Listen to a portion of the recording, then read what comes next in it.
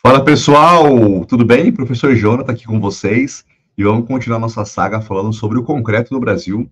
Né? Já temos aqui um vídeo falando sobre o seu histórico, né? Fundamentando um pouquinho os principais pontos. E agora nós vamos começar a definir aí o que é o concreto, o que é a sua definição, o que a gente entende de concreto, né? Mas é lógico que antes disso, né, a gente vai falar alguns pontos importantes com vocês e eu queria trazer para a aula de hoje o que é o aglomerante.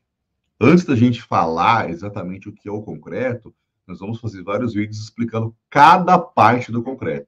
O que é o aglomerante, o que é o agregado, o que é o aditivo, né? Vamos entender, primeiramente, todas essas propriedades aí que o concreto tem, e aí nós vamos cada vez mais ampliar um pouquinho o nosso entendimento sobre esse importante material para a indústria da construção civil aqui no Brasil. Pessoal, então, o que é o aglomerante, né, pessoal? Então, vamos em sua definição básica, né? Aglomerantes são materiais geralmente pulverulentos, ou seja, pó, né? Aquele pozinho que a gente já conhece, né? Que, quando misturado na água, vai formar uma pasta capaz de endurecer por secagem ou de decorrência de reações químicas. Interessante a gente falar sobre reações químicas, que quando a gente falar, então, do processo de endurecimento do concreto, nós vamos lembrar, já guarda aí a galera que está acompanhando o vídeo, que ela é uma reação química exotérmica, ou seja, ela libera calor. E aí vamos falar um pouquinho mais sobre o seu calor de hidratação aí nos outros vídeos, beleza? Mas o importante é a gente entender que o aglomerante, ele é, então, um material em formato de pó, que quando misturado com a água, ele tende a endurecer.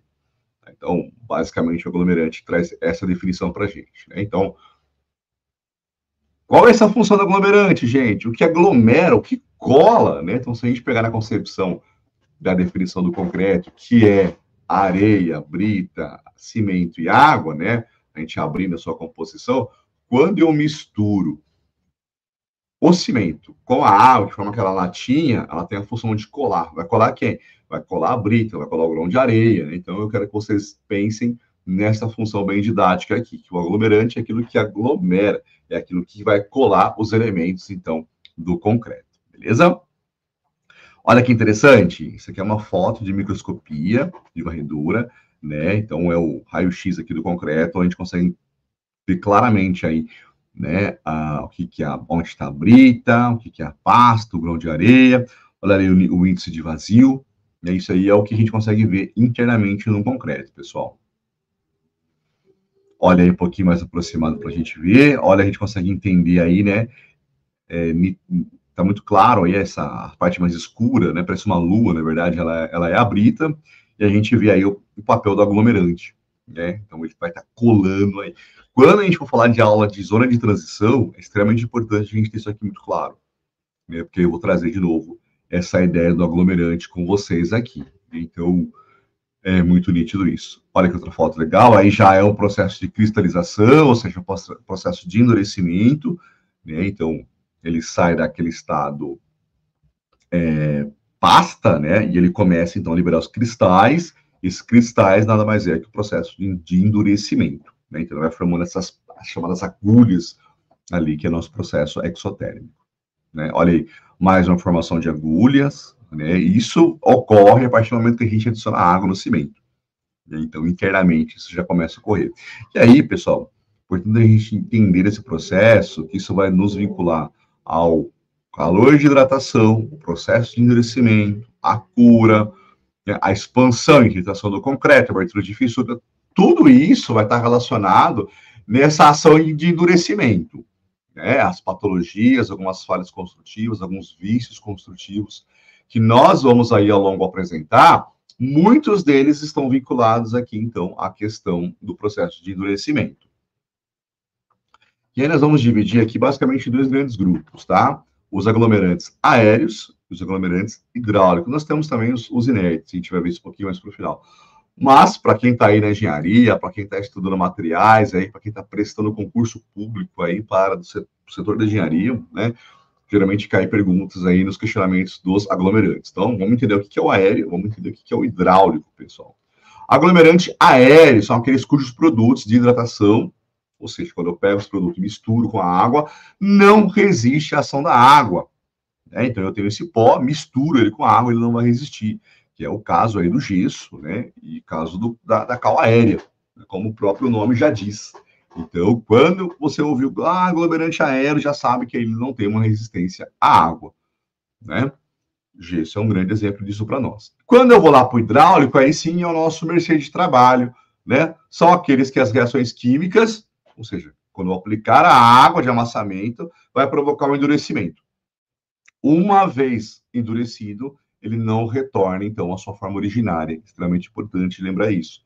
Uma vez que esse material endureceu, eu posso colocar ele na água, que ele não desmancha, ele não solta, ele não volta ao seu estado originário. Então, esse aqui é o nosso aglomerante hidráulico, ele vai resistir à água pós-endurecimento. Cimento Portland, né? Aí o nosso conhecido cimento Portland, pessoal.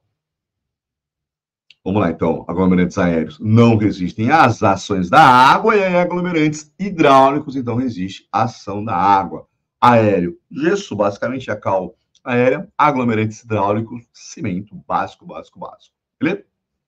Vamos lá, algumas propriedades importantes que nós precisamos entender, pessoal. 2 pontos importantes. Pega e fim de pega. Pega e fim de pega, pega e fim de pega. Por quê? A pega ela é definida como sendo o tempo do início do endurecimento. A pega se dá quando a pasta começa a perder sua plasticidade. Cuidado. Isso aí vai estar vinculado, sabe aquele uso do concreto? O concreto, uma vez batido, eu tenho até 2 horas aí para poder lançá-lo, aplicá-lo, porque vai começar a pega. Uma vez que eu comecei a aplicar a pega, eu não consigo mais lançar esse concreto, jogar na forma esse concreto, fazer aí o seu adensamento, sua vibração para tirar as bolhas.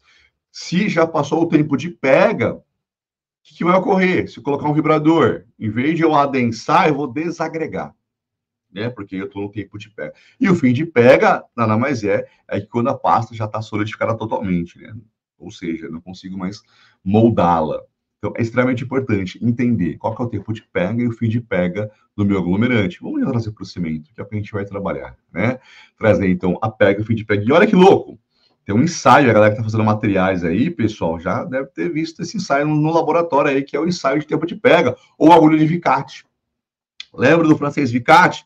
Aula passada da história, que também participou aí, deu a sua contribuição técnica para a formação do cimento que nós temos hoje, o nosso CP. Então, Vicate é responsável, então, por também criar o ensaio, né? Criar, na verdade, o equipamento, tanto que ele humildemente se colocou como agulhas de Vicate, né? Onde a gente vai estudar aí o tempo de pega. Nada mais é que você tem uma amostra de uma pega, uma pasta, e você tem uma agulha ali e você vai marcar o tempo de endurecimento. Se você quiser saber um pouquinho mais, comenta no vídeo aqui que a gente faz um ensaio desse para vocês na prática. E aí ele vai mostrar o tempo de endurecimento com o formato, então, a penetração da agulha. Então, isso é o tempo de pega para nós, beleza? Então, o Vicate aí, além de contribuir para a formação do cimento, contribui também para os ensaios. Essa propriedade do aglomerante é extremamente importante, tá? Vamos lá. Outro ponto importante é o seu coeficiente de rendimento, ou seja, 1 quilo de pó, ele dá 1 quilo de cimento? Melhor, 1 quilo de cimento dá 1 quilo de argamassa? Então, a gente entender essa correlação de volumetria é extremamente importante, tá? Isso vai ajudar principalmente a gente a calcular o volume para aplicar esse material. Ou seja, o que é o nosso coeficiente de rendimento, pessoal? Nada mais é que é o volume da pasta obtida dividido pelo volume do aglomerante. Então, se eu quero saber aí, né, como que é aí o meu coeficiente de rendimento, eu vou dividir o volume de pasta pelo volume do meu aglomerante. Tá? Aí eu consigo ter aí meu coeficiente de rendimento. Tendo meu coeficiente de rendimento, eu consigo aí chegar nos meus cálculos de volume, o consumo de materiais e tudo mais. Importante, massa específica aparente, massa específica real e volume de água. Eu preciso ter essas correlações também aqui, se eu quiser calcular o meu coeficiente de rendimento. Então, nós temos duas formas aqui que a gente pode trabalhar. Jonathan, por que é importante a gente ter essa massa específica aparente e massa específica real? Lembre-se, pessoal, nós temos vários tipos de cimento, CP1, CP2, CP3, CP5, e eles vão ter características de adições diferenciadas que podem interferir na sua massa específica aparente e na sua massa específica real. Né? Então, se você pegar, por exemplo, um CP2 que tem sulfuro de cálcio ou que tem vamos supor, uma outra adição que a gente pode trabalhar aí, que é uma adição mais composta, ele pode aí, escora de alto forno, por exemplo, né, ele pode ter uma diferença na sua mais específica real e mais específica aparente. Então, eu preciso também entender, né, que tipo de cimento que eu vou trabalhar para usar no meu cálculo aqui. Não adianta você pegar um CP1, calcular e depois aplicar um CP3. A gente pode ter uma diferença nesse cálculo aqui. Beleza? Bora lá? Né? Então, vamos dar um resumão já. Classificação conta pega. Aglomerantes aéreos, eles endurecem pela ação química do ar. Aglomerante hidráulico endurece pela a exclusividade da água. E os inertes, que eu falei para vocês, por secagem. E olha só quem aparece aqui, a argila e o betume. Jonathan, por que você trouxe a argila e o betume aqui para nossa conversa, pessoal? Porque, historicamente, a argila ela foi o nosso primeiro aglomerante. Olha que legal. Por quê? Vamos entender. Então, a gente tem registros históricos aí que a argila tenha sido o primeiro aglomerante mineral utilizado pelo homem. Porque ele é um material que você consegue colocar na água, moldá-lo no formato que você quiser. Uma vez isso secar, já aí, por isso que ele é inerte, né, porque ele vai secando no tempo, né, secagem no ar mesmo, naturalmente. Lógico, gente, hoje temos forno hidráulico, tem que ter todo esse rolê, tá? Mas vamos pensar historicamente aqui. E aí, uma vez que ele secava, ele não voltava à sua origem, né? Então, apesar de ser quimicamente inativa, a argila endurece em consequência da evaporação na sua água de amassamento, chegando a atingir alguma resistência mecânica. Nada absurdo, mas para a época, ok. Né? Contudo, depois de endurecida, em contato com a umidade, a argila não se torna mais estável. Então, ela mantinha ali aquela coesão estrutural formada, pessoal. Então, ela é conhecida como nosso primeiro aglomerante. Olha só que legal. Aquela cena básica do filme Ghost, né? A menina moldando lá, o fantasma atrás. Então, você vê que eles vão sempre colocando água, né, para poder dar a moldagem. Argila, telha, bloco, tijolo, cerâmica. Então, a gente tem aí, historicamente, a argila, esse material argiloso, tem um papel fundamental para a evolução das ciências dos materiais. A aplicação e o conhecimento da argila, ela dá, sim, uma revolução na indústria da construção civil, na indústria da construção em geral. Né? A gente tem aqui a argila como uma das principais referências. E olha que louco, um pouquinho da história para vocês aqui é Roma, pessoal. Então, a gente consegue ver o muro romano, ou seja, nós temos as britas, as pedras aqui, e aí a gente consegue ver entre esse vão aqui uma argamassa, que na época era argila. O que era aglomerante mesmo? Um pó misturado em água que aglomera, um pó misturado em água que cola. Conceito mesmo aqui. Em vez de eu ter aí um pó e colando a brita, eu tinha aí uma liga argilosa colando, então, as pedras. As pedras. Essa é a essência aí, a gente fala muito do cimento romano, do concreto romano, né? Vamos ver se tem outra fotinha aqui. Acho que nós temos. Vamos lá. Olha que legal. Que dá para a gente perceber um pouquinho mais dessa foto, né, pessoal? Aí é nítido que a gente vê uma pasta, que é o aglomerante, que é a argila aí da época, aí é o Coliseu, uma parte do Coliseu, tá? E aí a gente pode ver aí, então, as britas, as pedras sendo colado aí, dando, então, a nossa essência do nosso concreto. Beleza? Então, vamos lá. Pegamos o concreto, vamos destrinchar ele, então, para vocês, e hoje falamos de aglomerante. Aglomerante, aquilo que aglomera, aquilo que cola. Cola quem? Cola a brita e cola a areia, dando, então, uma solidez ao meu concreto. Beleza? Por que isso é importante? Porque quando eu falar de zona de transição, vocês vão ver que o concreto vai romper sempre aonde? Nessa cola. E eu chamo isso de zona de transição entre a brita e o meu aglomerante.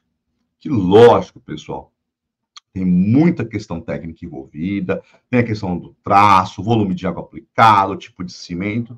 Tudo isso ele vai interferir, né, no meu concreto, na minha resistência à compressão final. Beleza? Suavam nessa, mas é importante eu entender o que é o meu aglomerante. Quando eu falar aglomerante para vocês, da onde vem a sua origem e a sua principal função. E aí, como que ele vai trabalhar depois no concreto endurecido e no concreto na fase plástica também, pessoal. Beleza? Eu sou o professor Jonathan. Não esquece de curtir, compartilhar.